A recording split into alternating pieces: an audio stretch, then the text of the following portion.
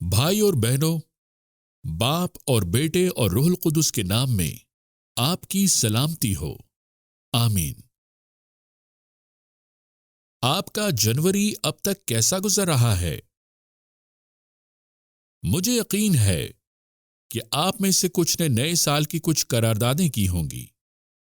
ہو سکتا ہے کہ آپ اپنی شخصیت میں کچھ چھوٹی تبدیلی لانا چاہتے ہوں یا کسی بڑی چیز پر کام کر رہے ہوں۔ ہو سکتا ہے کہ آپ نے کچھ کتابیں اٹھا رکھی ہوں، جیسا کہ جوہری عادات یا زندگی کے 12 اصول، کچھ کتابیں سیلف موٹیویشن اور خود نمو کے لیے۔ اب میں نہیں جانتا کہ آپ نے نئے سال کی کوئی قراردادیں کی ہیں یا آپ ان پر نظر رکھے ہوئے ہیں، لیکن جو میں جانتا ہوں وہ یہ ہے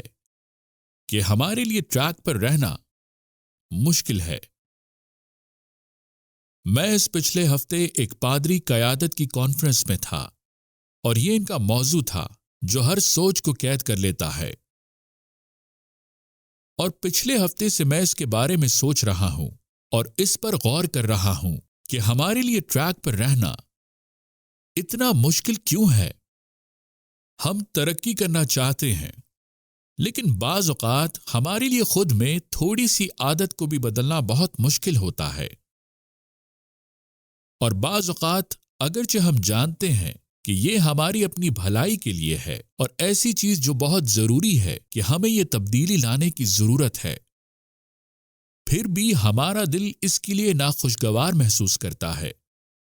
جب میں اس کے بارے میں سوچ رہا تھا، میں نے اس تحقیق کو دیکھا کہ کیا آپ جانتے ہیں کہ 50% امریکی جنہیں علاج یا دوائی دی جاتی ہے،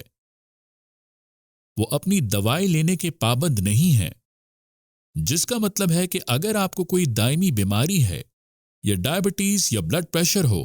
ان میں سے 50% لوگ یا تو اپنی دوائی لینے سے انکار کر دیتے ہیں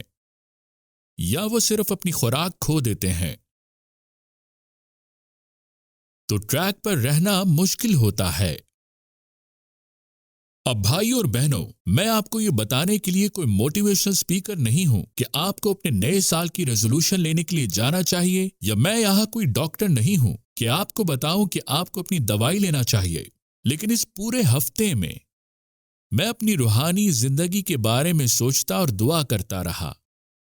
اور ہم اپنی روحانی زندگی میں کیسے ٹریک پر رہ سکتے ہیں، کیونکہ ہم ہر روز ایک روحانی جنگ میں ہیں۔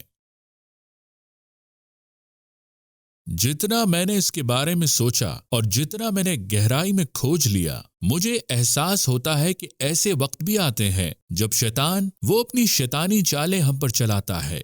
اور یہ وہ وقت ہے جب ہم روحانی جنگ میں کھڑے ہیں، اور اس وقت ہم ٹھوکر کھانے لگتے ہیں،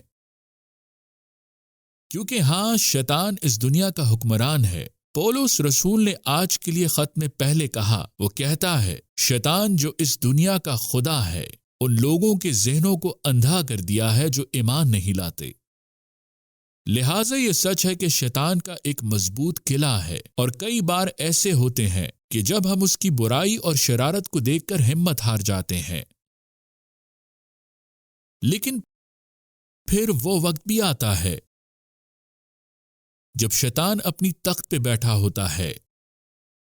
اور وہ کہتا ہے، یہ سب تم ہی تھے، تم نے دیکھا کہ میں نے تمہارے لیے یہ شیطانی منصوبہ بنایا تھا، لیکن آپ گھر آئے اور آپ بہت تھکے ہوئے تھے اور آپ کاہل ہو گئے، آپ نے اپنے کام نہیں کیے، پھر آپ اپنی بیوی یا اپنے شوہر سے بات کرنے کے بجائے اپنے بستر پر چلے گئے،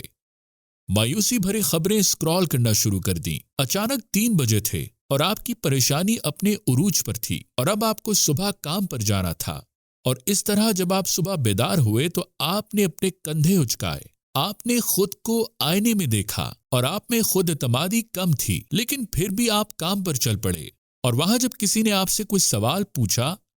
تو آپ نے ان پر طنز کیا کیونکہ آپ بہت تھکے ہوئے تھے۔ یہ سب تم ہی تھے دوست۔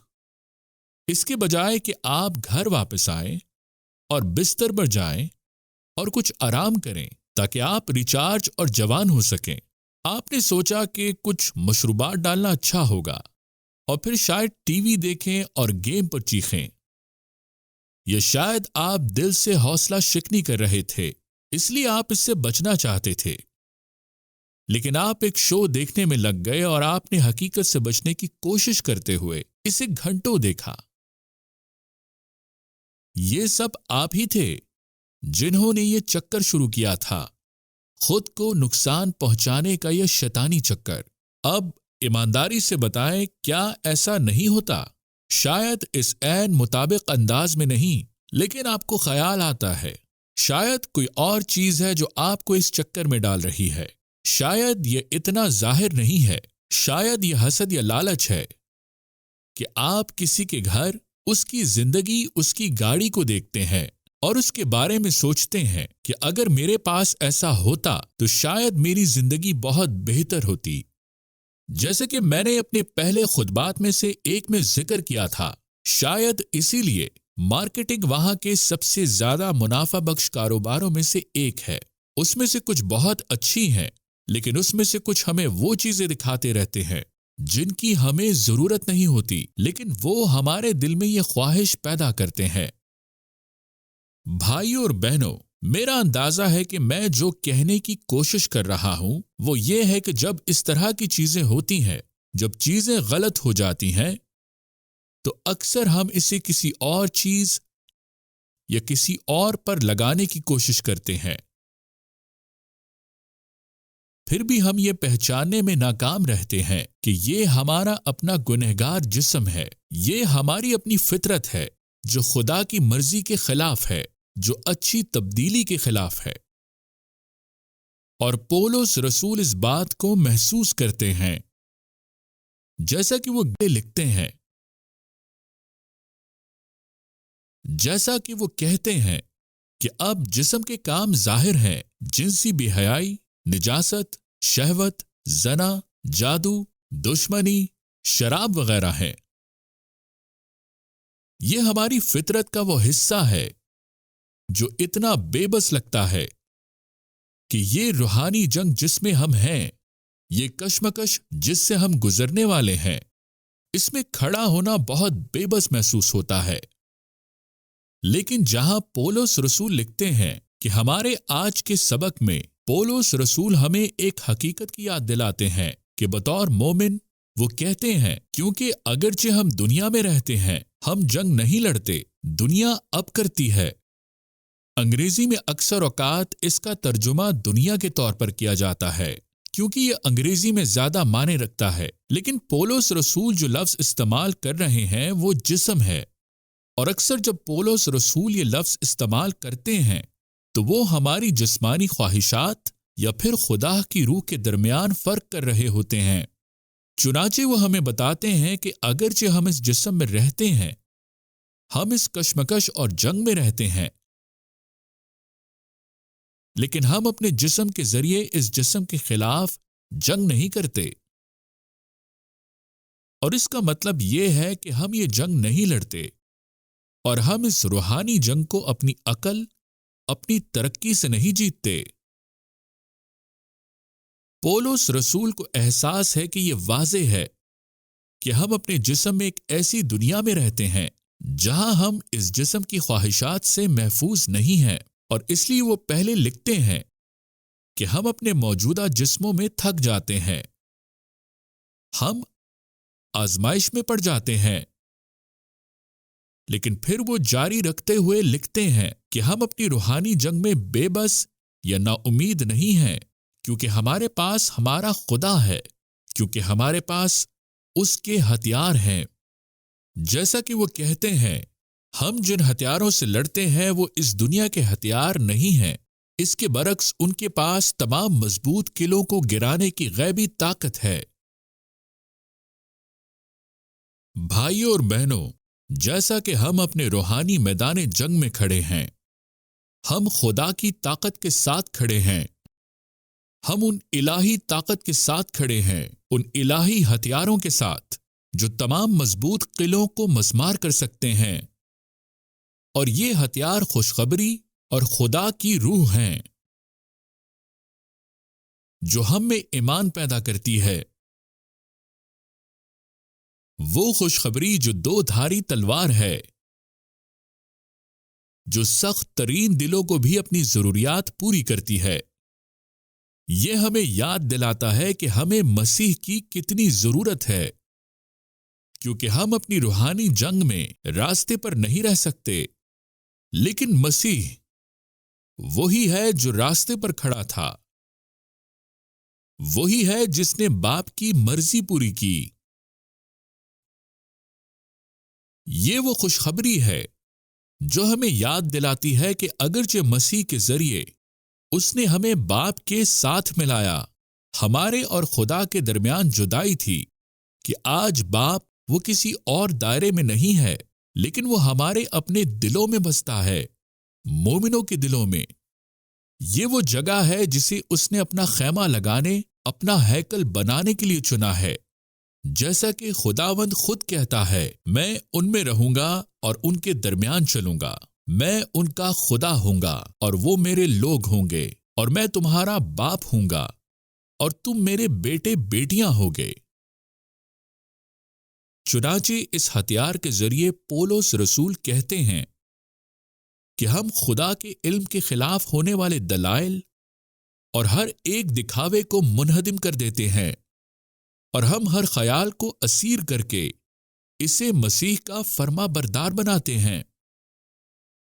انجیل وہ ہتھیار ہے جو اپنے راستے میں آنے والے کسی بھی مخالفت کو ختم کر دیتا ہے۔ یہ مخالفت انسانی استدلال کے دلائل کی شکل اختیار کر سکتی ہے جو صلیب کی حماقت کا پیغام دیتے ہیں۔ یہ مخالفت دکھاوے کی شکل اختیار کر سکتی ہے،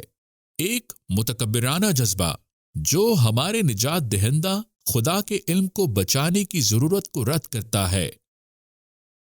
اور یہ مخالفت ہماری اپنی تخریب کی طرح لگ سکتی ہے، لیکن انجیل اور رب کی روح اور ایمان جو وہ ہمیں دیتا ہے وہ ہتھیار ہیں جو ان تمام مضبوط قلعوں کو منہدم کر دیتے ہیں۔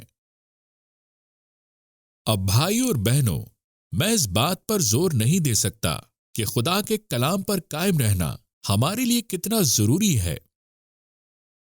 یہ ایک سلائیڈ ہے جو یہاں موجود میرے تصدیقی طلباء میں سے کچھ کو یاد ہوگی، اس لیے ہمیں گراؤنڈ رہنے کی ضرورت ہے۔ مسیح کے ذریعے ہمیں معافی ملی ہے، ہمیں نئی زندگی ملی ہے،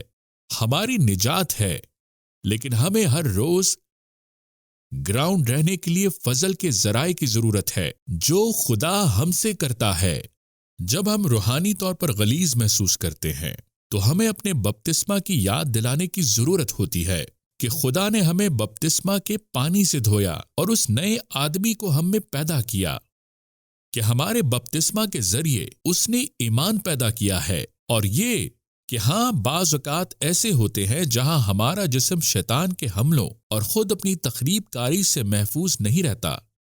اس لیے ہم اپنے رب کے دسترخوان پر آتے ہیں جہاں رب کہتا ہے، لے لو اور کھاؤ، یہ میرا جسم ہے، لو اور پیو، یہ میرا خون ہے جس کے ذریعے میں نے آپ کی نجات خریدی ہے۔ اور بھائیوں اور بہنوں، ایسا وقت آئے گا جب ہم آزمائش میں پڑ جائیں گے، لیکن خوشخبری وہ ہتھیار ہے جو تمام مضبوط قلعوں کو تباہ کر دیتا ہے، جو ان تمام مخالفتوں کو تباہ کر دیتا ہے جو اس کی راہ میں حائل ہوتے ہیں، چاہے وہ ہمارے مداخلتی خیالات ہی کیوں نہ ہوں۔ وہ نیا آدمی جو ہم میں روح کے ذریعے کام کر رہا ہے، اس ایمان کے ذریعے جو رب ہم میں پیدا کرتا ہے، اس طرح ہم ہر خیال کو اسیر کر لیتے ہیں اور اسی طرح اسے اپنے رب کا فرما بردار بنا لیتے ہیں۔ کیا یہ خوبصورت نہیں ہے کہ پولس رسول نے یہ کیسے کہا؟ جب ہم ان حیرت انگیز چیزوں پر غور کرتے ہیں، مجھے آج کے لیے ہمارے مراقبہ کے لیے یہ حوالہ پڑھنے دیں۔ پولس رسول کہتے ہیں، کیونکہ اگرچہ ہم دنیا میں رہتے ہیں، ہم جنگ نہیں لڑتے جیسے دنیا کرتی ہے۔ ہمارے پاس ہتھیار ہیں، جن ہتھیاروں سے ہم لڑتے ہیں وہ ہتھیار ہیں دنیا کے ہتھیار نہیں، گوشت کے یعنی جسم کے۔ اس کے برعکس ان کے پاس مضبوط قلعوں کو گرانے کی خدائی طاقت ہے۔ ہم دلائل اور ہر اس ڈھونگ کو تباہ کر دیتے ہیں جو خود کو خدا کے علم کے خلاف کرتا ہے، اور ہم ہر خیال کو اسیر کر لیتے ہیں تاکہ اسے مسیح کا فرما بردار بنایا جا سکے۔ بھائیوں اور بہنوں، ہمارا رب ہمیں اپنے کلام کے ذریعے طاقت دیتا رہے تاکہ ہم ہر سوچ کو اسیر کر سکیں، اور جیسا کہ ہم اسے مسیح کا فرما بردار بناتے ہیں، ہم ان گڑھوں کو دیکھ سکتے ہیں جو شیطان ہماری راہوں میں رکھتا ہے، جو ہم کبھی کبھی اپنے گناہوں سے بھرے جسم کو اپنے راستے میں ڈال دیتے ہیں۔ ہم انہیں تباہ ہوتے دیکھ سکتے ہیں اور پھر ہم خدا کو جلال دے سکتے ہیں، کیونکہ وہ ہتھیار جو ہمیں اس کی طرف سے آئے ہیں،